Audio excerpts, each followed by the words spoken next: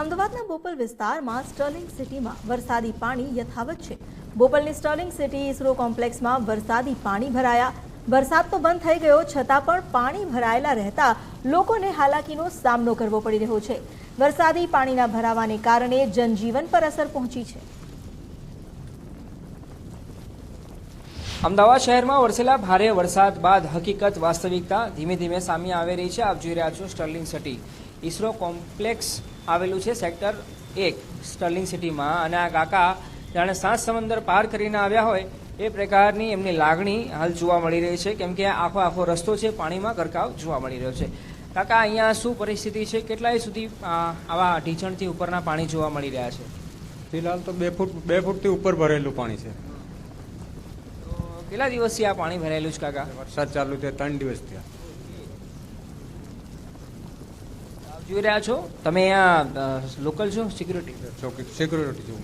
કેવી સમસ્યા કેવી થાય લોકોને અંદર કે જવું હોય અથવા તો અંદર વાળાને બહાર આવવું હોય તો કેવી રીતે? પેક બધા બારિશના દિવસથી આજે ગાડી સ્ટાર્ટ થઈ છે। અને કેટલી ગાડીઓ છે કે ગાડીઓ અંદર આમ પડેલી હશે આમ તેમ અને એમને નુકસાન થયું હશે? ઉતરેગા પાણી તો આ ગાડી તો બંધ જ પડેલી, 1-2 ગાડીઓ બંધ થઈ ગઈ છે। તો આપ જોઈ રહ્યા છો કે અહીંયા ઘૂંટણથી ઉપર સુધીના પાણી 2 દિવસથી વધારેનો સમય થયો। આ 2 દિવસથી વધારે સમય થયો છે છતાંય આ વરસાદી પાણી હજુ પણ જોવા મળી રહ્યા છે। અને અહીંના સિક્યુરિટી જે પર્સન હતા એમના કહેવા પ્રમાણે આજના દિવસથી લોકો બહાર આવી રહ્યા છે અથવા તો બહારના લોકો અંદર પ્રવેશે એ પ્રકારની સ્થિતિ ઊભી થઈ છે। આ એક પેલા ભાઈ આવી રહ્યા છે, જો આપ જોઈ શકો તો એમની હાલત પણ કફોડી છે, કેમ કે આ પ્રકારના પાણીમાં બહાર નીકળવું ખૂબ મુશ્કેલ બની જતું હોય છે। એટલે આ પોશ વિસ્તાર ગણવામાં આવે છે અમદાવાદ શહેરનો બોપલ વિસ્તાર, અને એમાંય આ સ્ટર્લિંગ સિટી અને ઇસરોની આ સોસાયટી છે, એમાં એક આ પ્રકારના દ્રશ્યો સામે આવી રહ્યા છે।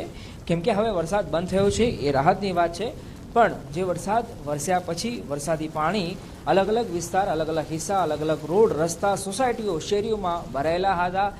એ વરસાદી પાણી હજુ પણ લોકો માટે આફત બનેલા જોવા મળી રહ્યા છે। કેમેરા પર્સન મનીષ ત્રિવેદી સાથે અર્પિત દરજી, ગુજરાત ફર્સ્ટ, અમદાવાદ।